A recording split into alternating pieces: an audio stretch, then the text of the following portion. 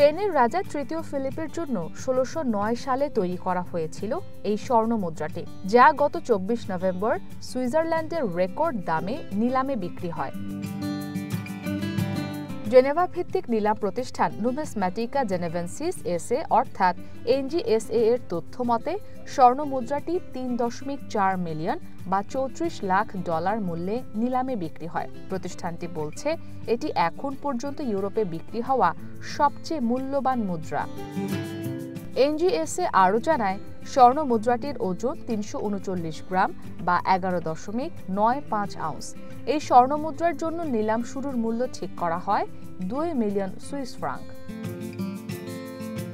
ইউরোপের ইতিহাসে গুরুত্বপূর্ণ এই ১০০ এসকিউজ স্বর্ণমুদ্রাটি দৈনন্দিন ব্যবহারের জন্য বানানো হয়নি। এটি মূলত তৈরি করা হয় বিশ্বের অন্যান্য রাজাদের কাছে স্পেনের রাজকীয় সম্পদ আর ক্ষমতা প্রদর্শনের জন্য।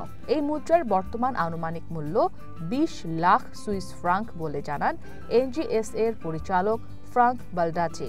তিনি বলেন, এটি ১৭০০ শতকে স্পেনের প্রথম এবং বৃহত্তম স্বর্ণমুদ্রা, এমনকি আধুনিক যুগেও এটি সবচেয়ে বড় মুদ্রা।